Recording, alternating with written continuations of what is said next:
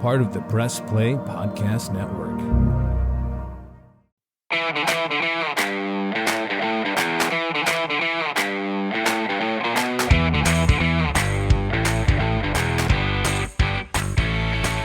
And welcome to another Reghi Roda podcast right here on the Press Play Podcast Network. Shout out to our fantabulous producer. That would be the one, the only Ty Cordts, who makes sure all of you out there in the podcastsphere get the RnR podcast. And Michael, we're going to talk a little Browns tonight.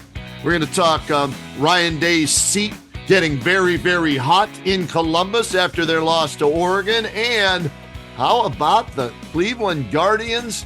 ALCS bound New York against the Cleveland Guardians in a best of 7 ALCS. We're going to tackle all of those today. And here's what I figured we'd do, Michael.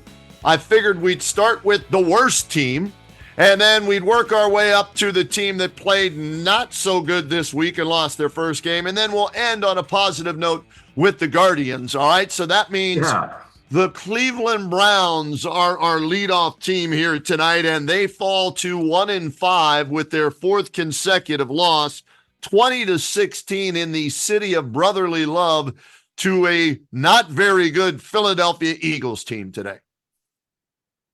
Partner, I'm questioning myself and laughing at myself a little bit that, what of all the years that we have assessed and broke down and did evaluations on football teams, what in the world assessed or made me, as I did the assessment, made me believe that this could be a 10-7 football team, which is what I picked them to finish and get a spot in the AFC playoffs. I have no idea what I saw or what possessed me to make that kind of proclamation, because this is an extremely poor football team, Ken.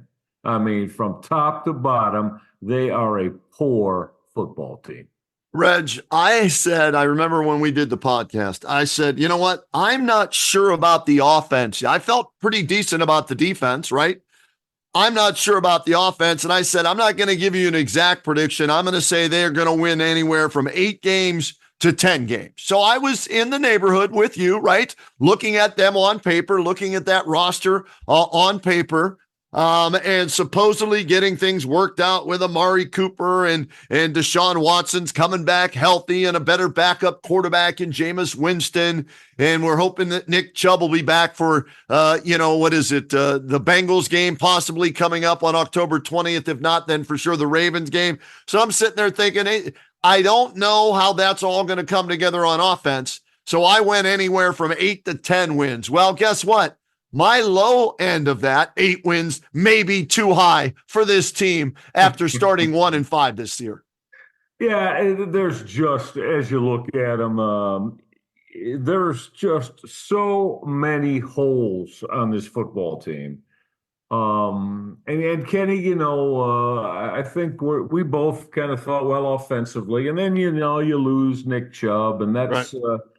But I don't know. I just felt that this team, had enough composition that they could withstand that kind of setback and that kind of injury. And I think I had a little bit too much faith in Kevin Stefanski with what he's going to do offensively. And Ken, I thought that this defense could carry them a little bit if they had to. Well, the defense is average. I'll go average with them. They're certainly not one of the top 10 or better defenses in the National Football League. And we're finding out, no, they can't carry an offense that, Kenny, have I got this right now? This offense has not hit the 20-point barrier in a game yet this year. Ken, that's unheard of in the NFL, my man. Unheard of. 6 games in, they have yet to hit 20 points. 6 games in, Deshaun Watson has yet to throw for 200 yards in a game, Michael Reghi. And as I watch him, I just continue to shake my head and wonder, what the hell were they thinking when they gave up what they gave up to get him in their assessment that he still had a lot left in the tank? Hey, I'm guilty on the Baker thing. I said trade him or get rid of him, whatever, right? I wasn't a Baker guy.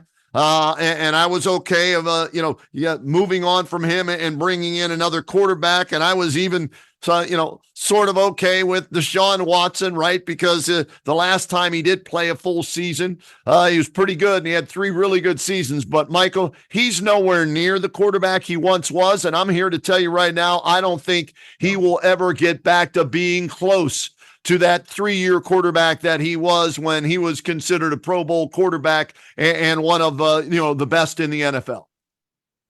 Very hard to dispute that. I don't know anyone that is looking at it earnestly and realistically. I don't know if it can dispute what you just said, because to do that would be just the ultimate of fandom. And you and I have, while we certainly want the teams that we've always covered to do well, and I think our hope for that mostly is for the fans. Right, the fan base. Yep. Because I'm not going to get behind anything that I don't believe in, and that's going back to a couple minutes ago. That's why I'm questioning myself. Right. What in the hell possessed me to think that this could be a potential 10-win playoff team? Again, Kenny, son Cal was here today, and we watched together, and we're laughing about it. Right. Laughing about it that this team is so inept in so many facets of the game. And again, what we just talked about, how can you win football games when you can't hit the 20-point barrier at all through 6 football games that you play in the NFL? I mean, it's you'd need to have the 85 Buddy Ryan Chicago Bears defensively to win the majority of your games if you're that type of offense. And it's Kenny, at times it's inept, we know that, but it's kind of I'm beyond the frustrating thing about it. It's gotten to the point that it's disgusting to watch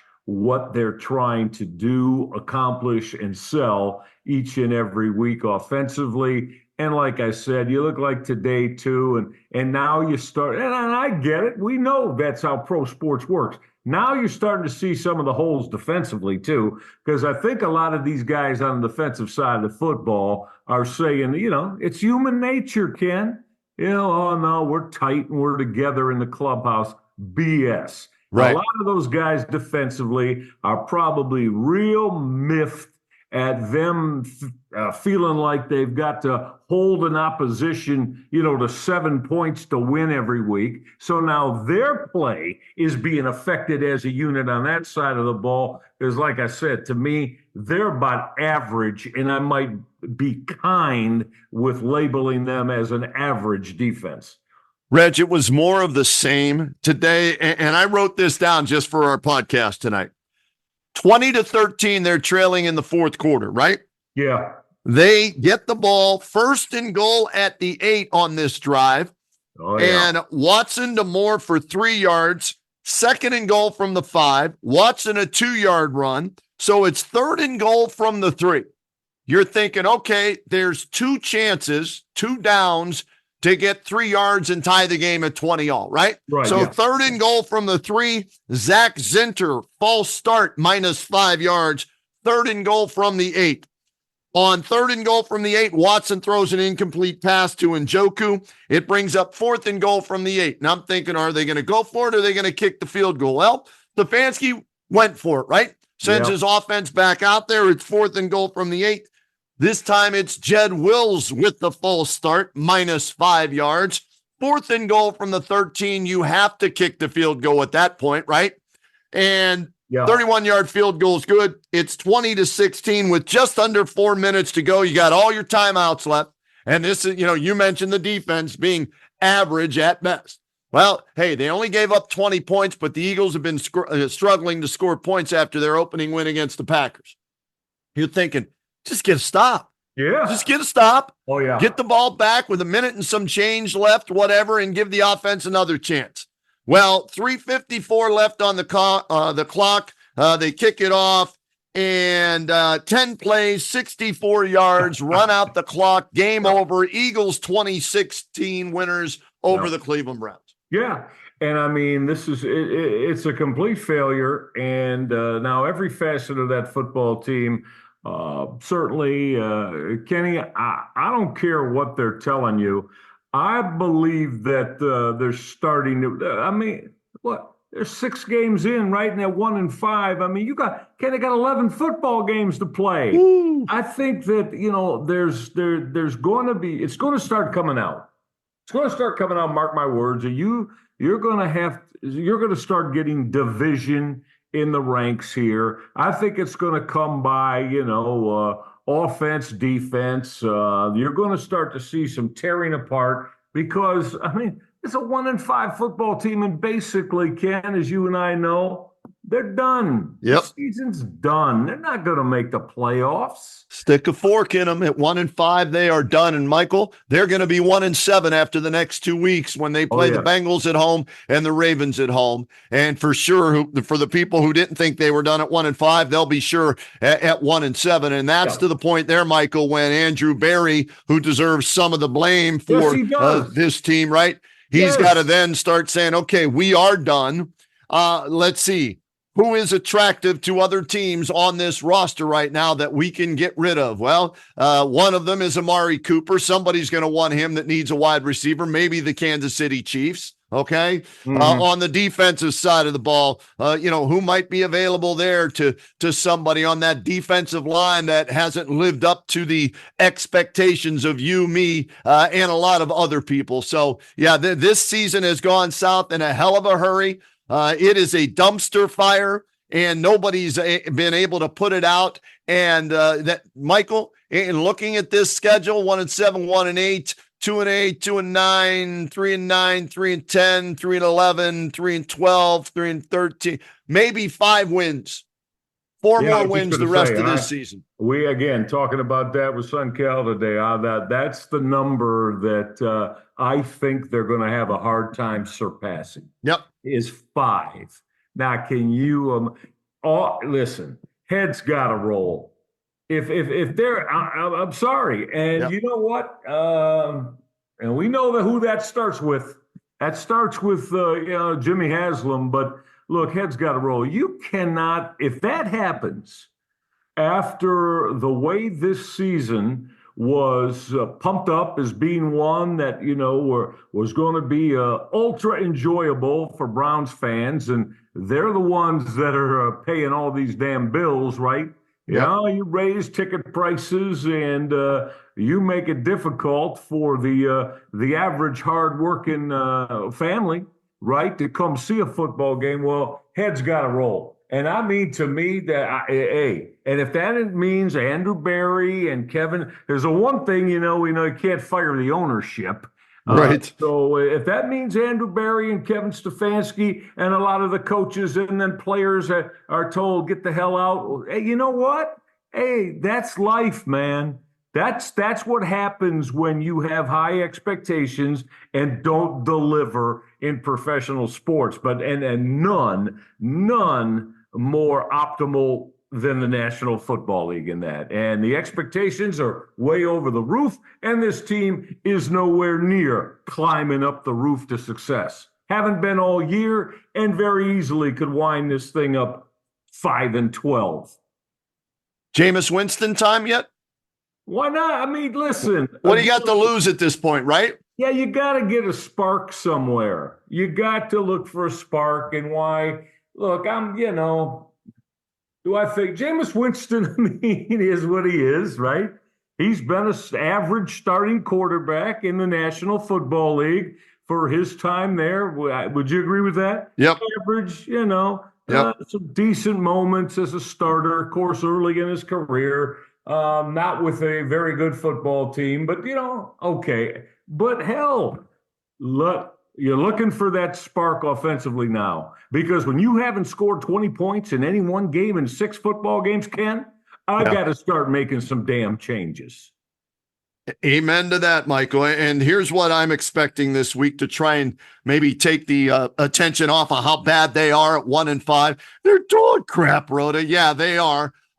Don't be surprised this week if it comes out that the Browns are moving to build that stadium to Brook Park to try and, appease the fans a little bit or take some of the pressure off of Stefanski, Barry, and the football team. I would not be surprised if that announcement officially is made one day this week. And if that doesn't distract you enough, maybe they will go to Jameis Winston because right now hey, the only team worse than them might be the one team they beat, the Jacksonville Jaguars. That's the only. So this season, stick a fork in them. They're done, and we're done with them on this segment of RnR. How's that? We're done. That's it. 1-5. We spent enough time talking about their crappy football team. We're going to get a break in, and we're going to talk about another football team that played a decent game on the road, but once again, it's deja vu all over again for Ryan Day. Top 5 team, big game. Shouldn't come down to one play, but they keep talking about one play. And guess what? You lost again as the Buckeyes lost at Oregon 32-31. We'll give you our thoughts on that game and what lies ahead for Ryan Day and the Buckeyes right after this when the RnR podcast continues. What's up, everyone? I'm Holly Wetzel. And I'm Tybus Powell. And we are your hosts of The Orange is Oranger, a Cleveland Browns podcast on the Press Play Podcast Network. We give you all the dog pound coverage that you'll need to get you through the regular season, hopeful postseason, and I'd say off-season, Tyvis, but is there really ever an off-season for this team? Thankfully for our podcast, Holly, there really never is when it comes to the Cleveland Browns. Don't miss our breakdown of each week's matchup, game recaps, and any and all news out of Berea to feed your Browns appetite.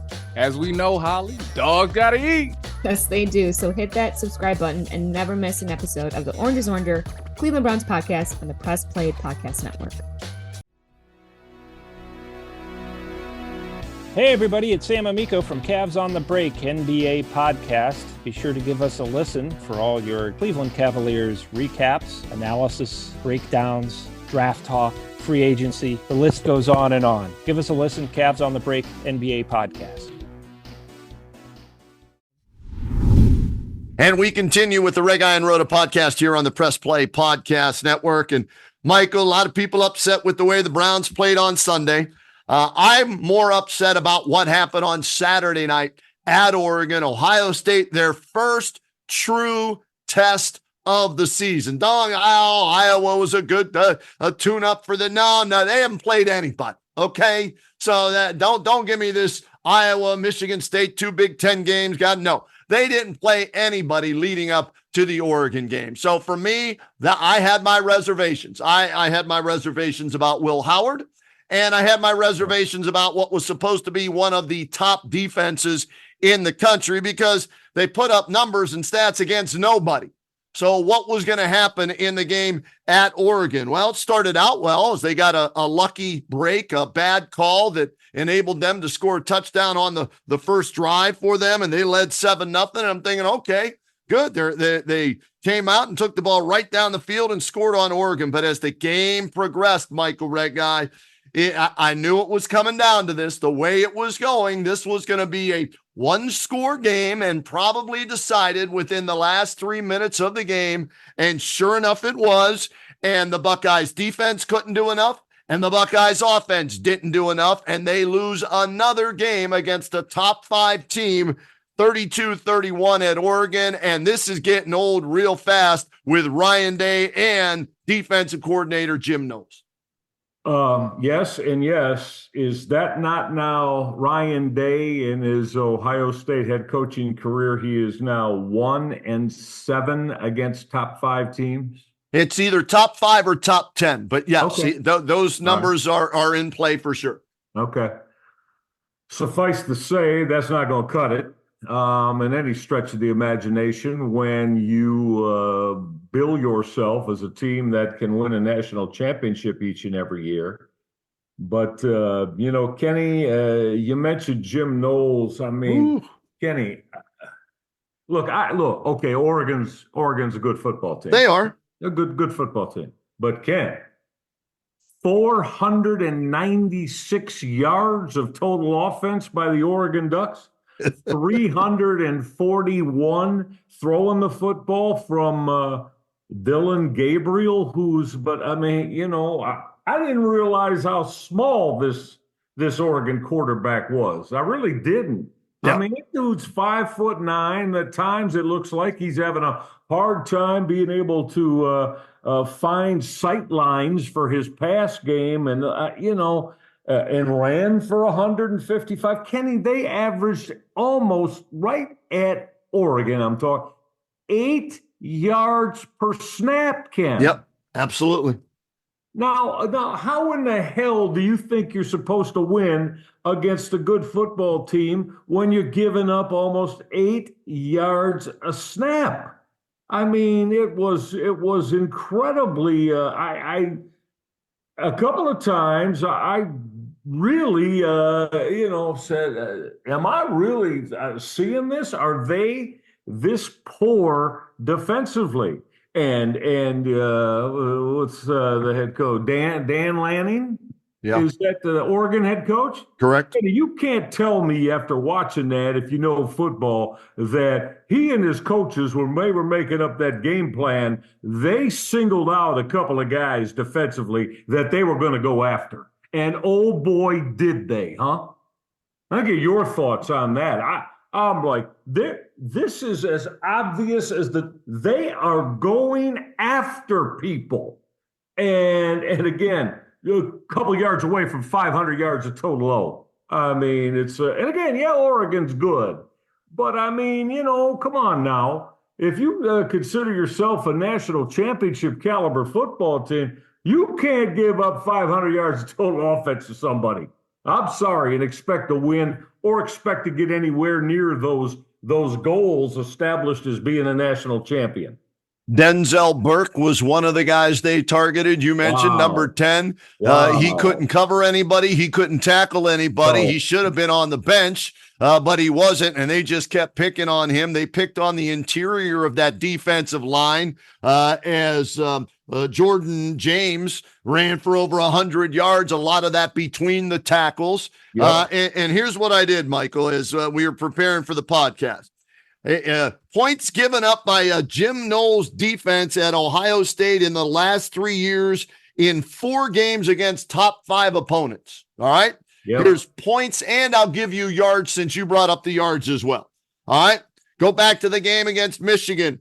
45 points given up a few years ago in his first year, 530 yards. Georgia put 42 on Jim Knowles' defense, 533 yards. Michigan, again, 30 points, 338 yards, and then add in Oregon, 32 points, 496 yards. Mm-hmm. We know Ohio State can beat the likes of Nebraska and Penn State and Purdue and Iowa. That's not what you have to do at Ohio State. You have to beat Michigan, win the Big Ten championship game, win the national championship. And with Jim Knowles as their defensive coordinator, guess what? That ain't going to happen. So if I'm Ryan Day, I've got a bye week.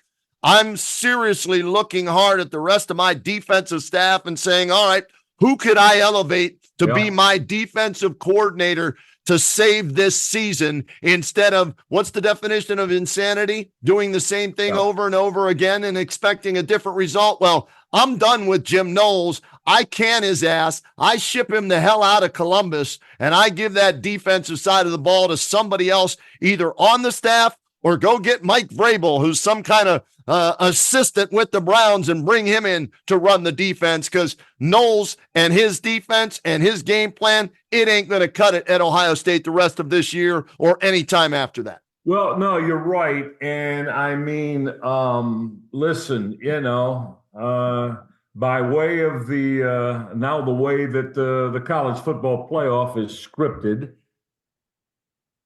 I do believe they could withstand one more loss. Do you think if they lose to Penn State, Michael, at Penn State? I was just going to say, but a loss to Penn State could possibly. I do think, though, if they wound up 10-2, I do think they'll get in. Now 9-3. I wouldn't take them at 9-3. Well, I don't think any team should get taken at 9-3, but I've had a lot of the wise guys in college football tell me they'll be now with the 12-team format, you're going to see 9 and 3 teams in. Okay. But again, I don't think it's a given that they're just going to run the table now from here because hell.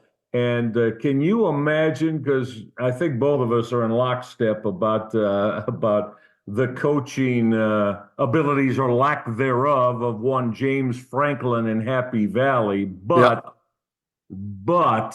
that having been said, I watched them. They look like they're a pretty damn good football team. Now, can Franklin screw that up? Sure he can, because he's done it before. Right. But right now, they look like that's not going to be. And is that game in Columbus or is that? No, that's in Happy Valley. Yes. That will be a tough get. And, I'm sorry. I don't think Michigan's really that good this year. But until Ryan Day beats the Wolverines, you got to show me first. You got to show me. Yep, I agree with you, Michael. Hey, Ryan Day loses to Penn State, Michigan. I don't even let him coach the bowl game. I fire him. I pay him off. And then you go look at Urban Meyer and you look at Mike Vrabel. You'll say, Herb, you have any interest in coming back? If not, all right, let's go get Vrabel before an NFL team maybe gets him. Because, Michael, I think there truly is something to being from the Buckeye State, having ties to Ohio State, growing up.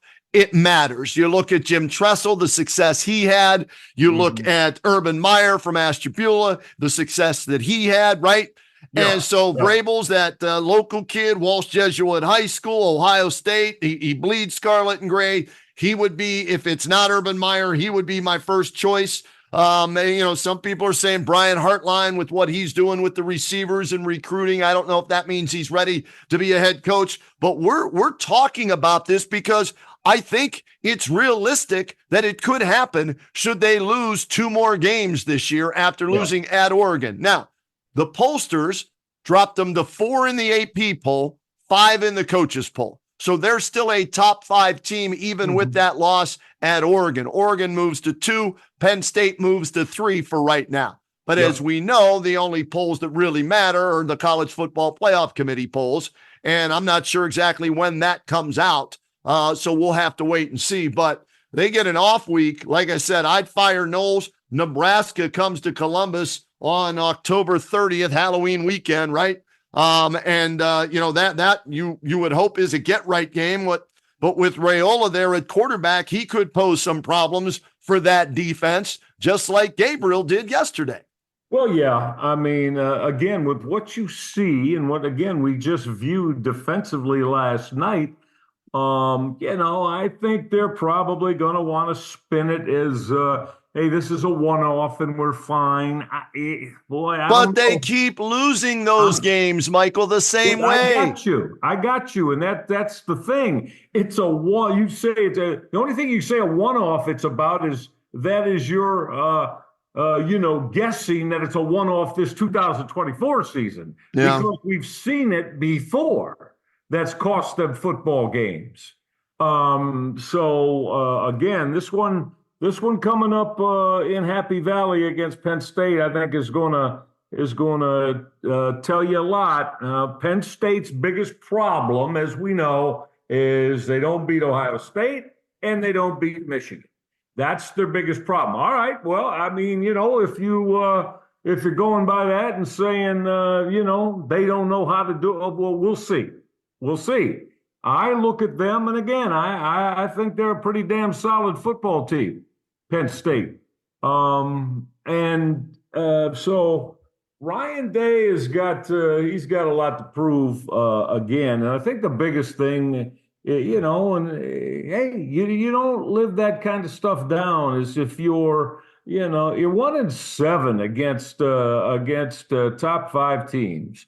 Right, and there's a 2 of the 3, or 3 of all 3 of them are against your biggest rival that you absolutely hate, and it's like the world is going to end when you lose to them. Well, you lost them 3 straight years, and 2 of those years they hung 45 and 42 on you. Exactly. Yeah. And so for me, Michael, and I'm curious to get your input on this, late game situation, just like in the Michigan game last year. Ohio State had a chance with the ball. Kyle McCord forces a throw. It's intercepted. Game's over, right? They moved on from McCord. They went out and spent $25 million in NIL money to bring in Caleb Downs in the center from Alabama and Will Howard as their quarterback from Kansas State. And so this team, spent a ton of money. It's national championship or bust.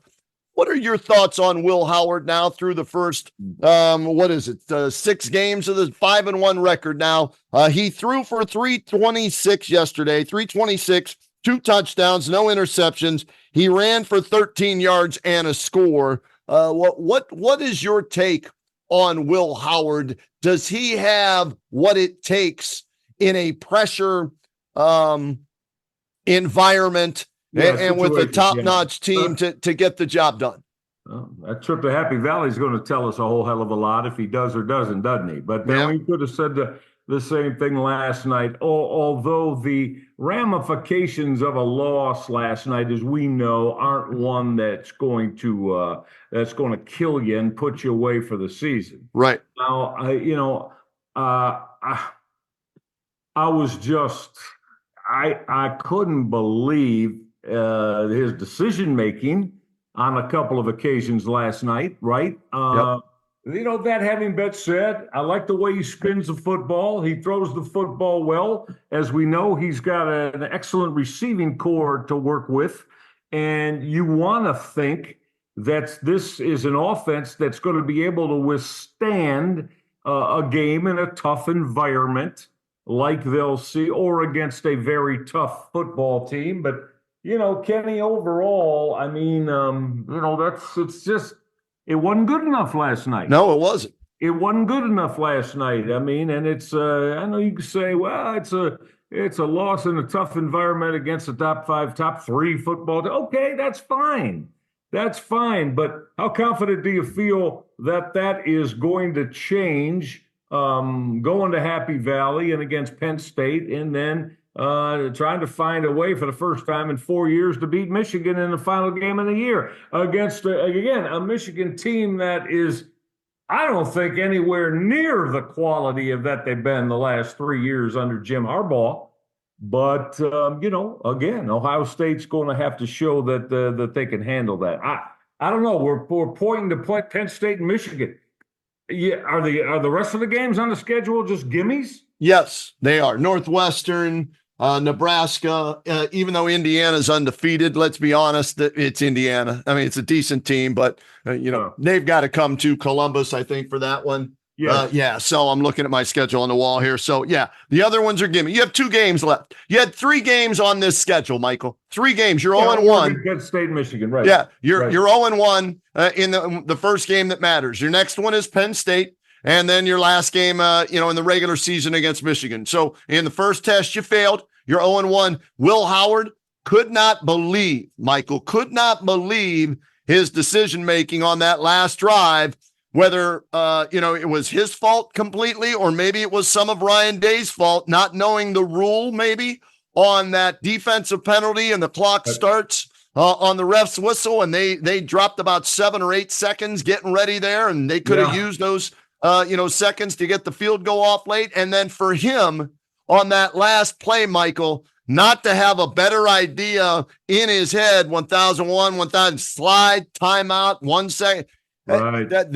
To me, that's unacceptable for a 5th-year quarterback whose experience in the Big 12, winning a conference championship there, was supposed to elevate this offense over what McCord did last year. So both Ryan Day and Will Howard, for me, I question their clock management skills in that game. I question Ryan Day continually because he's turning out to be John Cooper, part 2. Right. He's got all the talent in the world, just like Cooper did. Can't win the big one against Michigan on a regular basis. Can't win a national championship. 8 penalties for 70 yards, 3 fumbles. You lose 2 of them yesterday. 4 of 12 on 3rd downs yesterday. Just not acceptable for a $25 million football team this year, and with the expectations that come with it in Columbus. Well, and it's hard to argue that. I think you're correct and you're on point on all those counts. Again, I mean, we're going to find out a hell of a lot when they go to Happy Valley. Yep. And play Penn State, but Ken, I mean, like 10-2 because of the name that'll get them in the playoffs. Yeah. So they got to beat they got to be able to beat one of Penn State and Michigan. They got to win one of those games. Yeah, that's the only other loss they have. I'm interested to see of this Indiana situation. I know Curt Cignetti. I've called his games, when in his previous he's a hell of a good coach, but like I'm with you. I just can't see Indiana.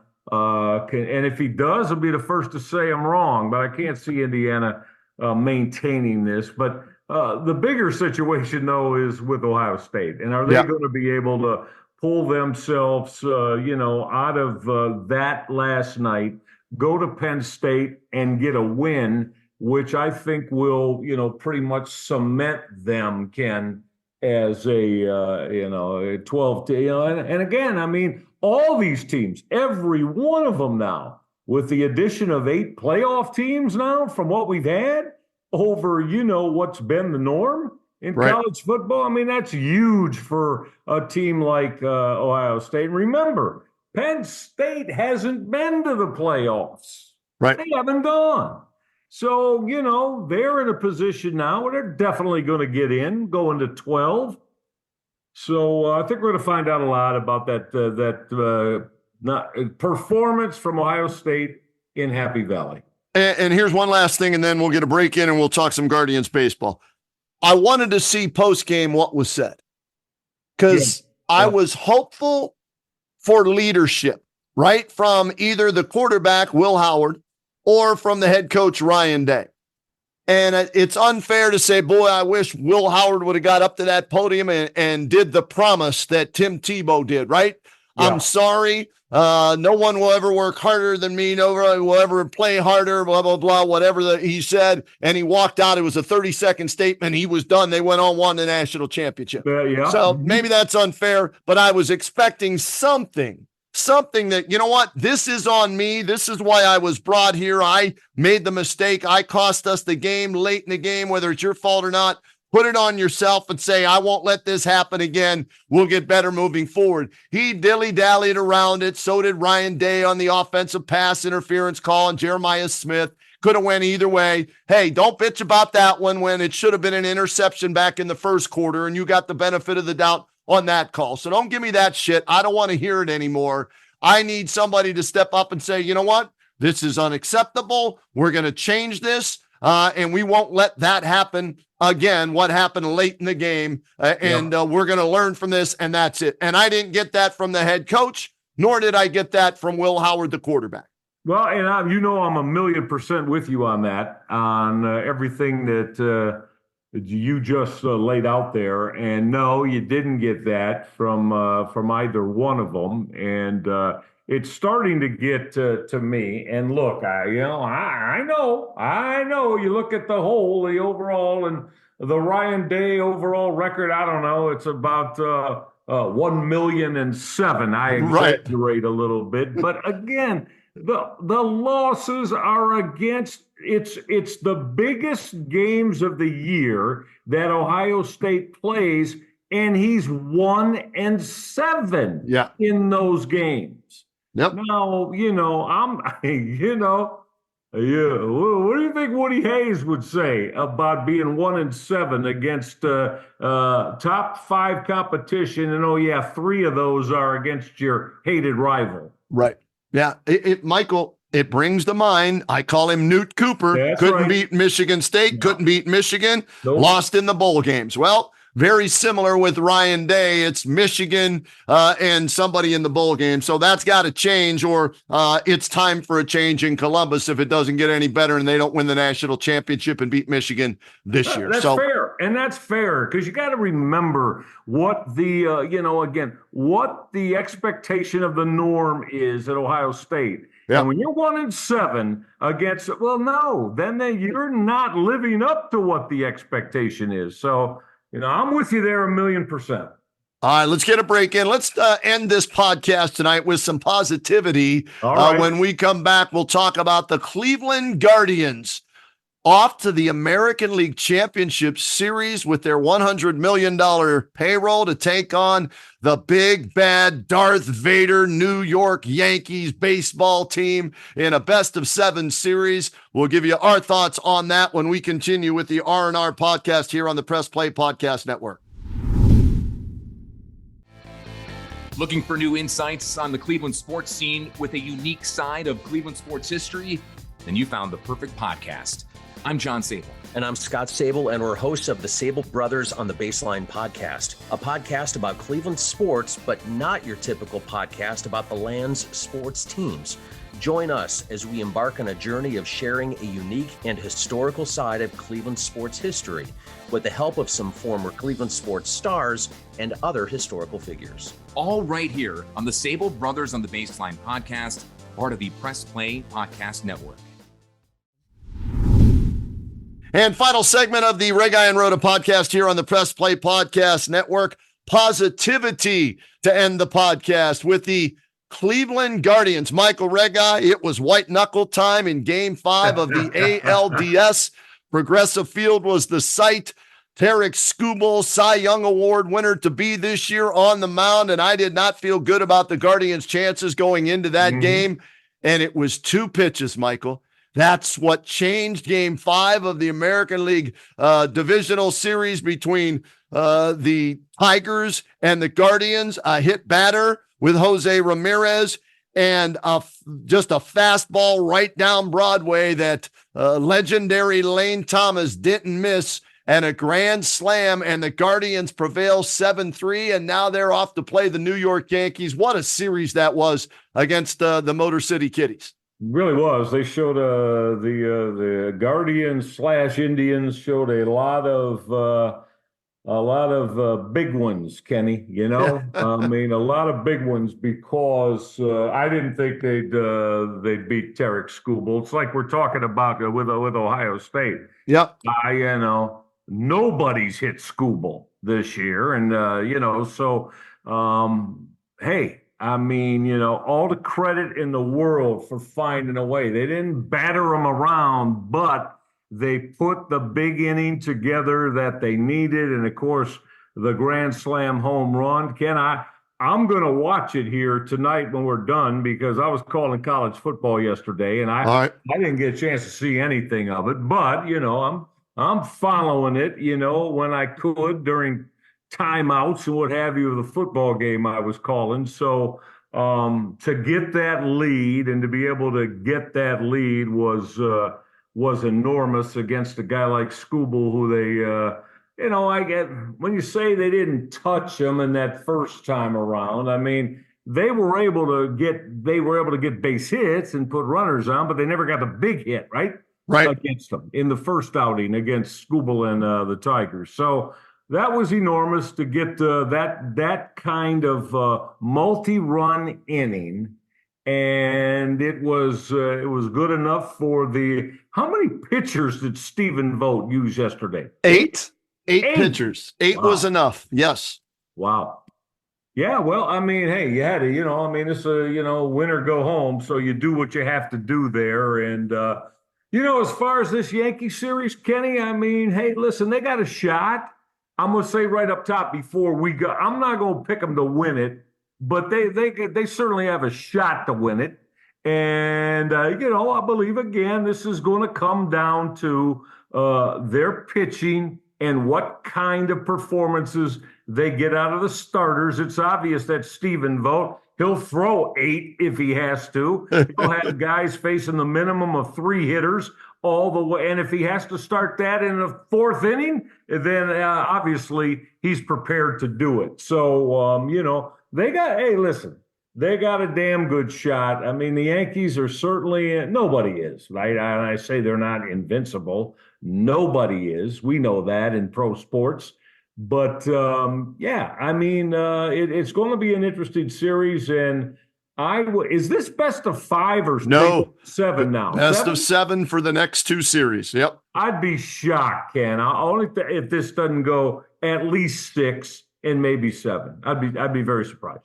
Here's the way I'm viewing the American League Championship Series. Starts Monday night in New York, Tuesday night in New York, day off on Wednesday, then 3 straight Thursday, Friday, Saturday in Cleveland, and then day off on Sunday. Monday, Tuesday would be games 6 and 7 back in the Bronx. All right, so that's how it's laid out, and it'll be Alex Cobb against Carlos Rodon in game number 1 on Monday night. Michael, I didn't pick them to even make the playoffs. Right, okay. right. So they've exceeded my expectations for this year by winning the Central Division, making the playoffs, winning a first round series. Would I have been upset with them had they lost the first round series against Detroit? Yes, because I thought they were a better baseball team than Detroit. So I would have been upset there. If they lose to the Yankees here, I'm not going to be upset. Their payroll's 3 times as much is the Guardians, 300 million to 100 million, right? And so, the expectations were there for a World Series at the beginning of the year for New York, not for Cleveland. So the way I look at it, house money right now, man. There should be no pressure on the Guardians, none whatsoever. Nobody's picking them to win this series outside that locker room, right? So go in there free and easy and, see what happens.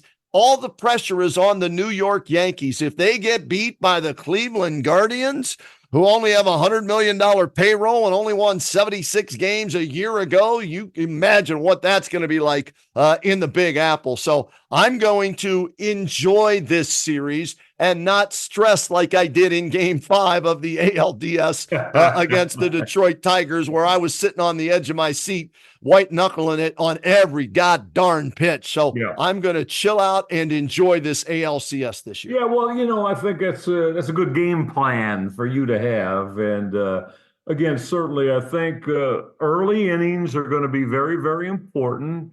I think it would behoove the Guardians to grab as many early leads as they can, and we'll see. So the way the pitching is, although we have no idea, we just found out today, right? Who the game 1 starter was going to be.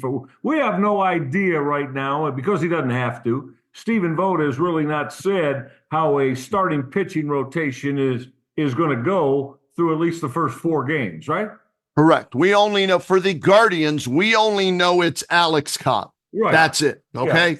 Yeah. Now the Yankees supposedly have Carlos Rodon, and Garrett Cole in 2, right? And then Nestor Cortez, I believe, in 3. I think I saw that right. And then the rookie, they've got a rookie, Louis Gill. Actually, it's Clark Schmidt scheduled to go in Game 3. Schmidt in 3. And then Luis Gill, wow, the rookie 4? In Game 4. That Nestor at least Cortez isn't in the rotation to start out with. And Michael, I only saw this right before we came together to do this podcast online somewhere that said we only know Cobb for the Guardians. It's Rodon, Cole, Schmidt, and Gill for the Yankees. Now, whether or not that's 100%, who knows? Okay. The result of one of those games could change Boone's mind as to the direction he wants to go in. So, I'm thinking it's Cobb and it's going to be Bybee in Game 2, right? Okay. For the Guardians. Game 3, I think they'll game. Either that or it might be enough days rest with the day off in between where you bring back Boyd, right? Yeah. Matthew Boyd in Game 3, and then Gavin Williams potentially with a bullpen game in Game 4. Yeah, I could see that. That sounds like that could happen, sure. So To me, I think the big thing is, again, if the Indians can get out early, I think it's very, very important that they win game one. Yeah. Because, Garrett Cole the other night, damn, he was dominant as can be in Kansas City. And a big game pitcher, man, a big game pitcher. And, that's the kind of guy that could, make things tough for you on that particular night. So, can they win game one? And I think they're going to put themselves in a pretty damn good position. Garrett Cole, I don't know what his exact record is against the Guardians. Oh, against the Guardians. Okay. But I know recently he's owned them. So, they must win game one because I think game two with him on the hill, that's huge advantage for New York, especially in the zoo there in New York. Oh, right? Yeah. That would definitely. So I'm with you. Rodon this year, 16-9, 396 Ernie. He's not Tarek Skubal, and you just beat Tarek Skubal, right? Yep. So you shouldn't fear Carlos Rodon. You just saw a left-handed pitcher. You're going to see a left-handed pitcher in game one. So, let's see if Alex Cobb can get 4 innings out of him. 5 would be ideal, but I'll just take 4 with the way the Guardian starters, pitched in that ALDS. If I can get 4 to 5 out of the starters and then turn it over to the bullpen, and hey, I got to give some love to Emmanuel Clase. Onions, Michael Reghi, as he came in for the 6-out save after blowing game 2. He learned, don't get beat with your secondary stuff. If you're going to get beat with your best pitch. And he was lighting up the radar gun in game 5 and got the 6-out save. And so get it to him with the lead. I like the Guardians' chances that way. Cade Smith has been outstanding. Gasman Gaddis looked good the other day. Even Eli Morgan came through with a big inning. So, is it an uphill battle? Are they the underdogs? Absolutely. But as I said earlier, I'm just going to sit back, try and relax, enjoy the game, and see if they can make it to another World Series, which would be the 7th in team history. Well, yeah, absolutely. And, if you want to use the term a little bit, they are at this point now playing with house money. But, get that split in Yankee Stadium, and then get yourself back home. And hopefully then the series would turn in their favor. If they can get back to Cleveland 1-1 in that series, even if it was another loss to Garrett Cole in game 2, that's okay. Right. Because look, you're going to see Cole. You're going to see Cole 2 times. Right. The longer the series goes, you're going to see Cole 2 times. And again, you're going to have to beat him. You're going to have to beat him 1 time. That's for sure. You may have to beat him 2 times, but for sure, you're going to have to beat them 1 time if you look to advance to the World Series. So they know what's in front of them, and I like their approach. I like the way they play the game, and like I said, I think they've if they continue to play their style of baseball, what we just said though. You want them to get the early lead. Ken, I don't like them nearly as much playing from behind. Correct. Especially multi-runs behind. But early lead, and then, Vogt's going to start, going. He'll get matchup crazy as he can with his bullpen, but they got a shot to be all right and win this series if they can get off to a strong beginning and it be no worse than 1-1 coming back from the Bronx. The Stars have to play well. They had 5 All-Stars this year. Stephen Kwan, Jose Ramirez, Josh Naylor, David Fry, Emmanuel Clase. All those guys contributed to the series win over the Tigers. They're going to have to do the same against the Yankees, and you need Lane Thomas, legendary Lane, to stay hot. Dude drove in 9 runs in 5 games in that ALDS. They need more of the same from him to be that other bat in the lineup. And you know what else? Brian Rocchio had a hell of a series against the Detroit Tigers.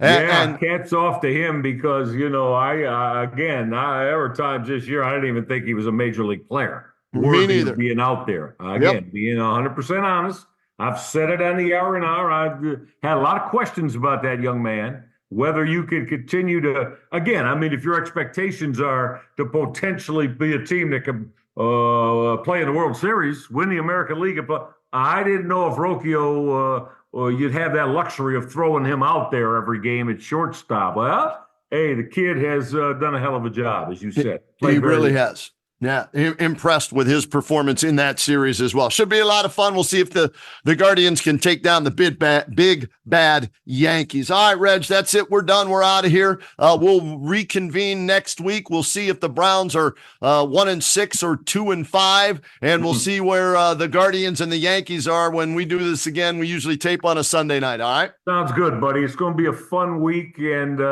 really hone in on. Then nothing better as this October baseball is the best of the best of the best. When you got the team that you follow involved in playing, there's nothing better. So have fun watching the Guardians this week.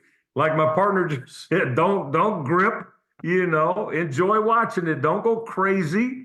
I know it's easy to say and hard to do, but have fun watching it. And Guardians got a shot to win this series and move on.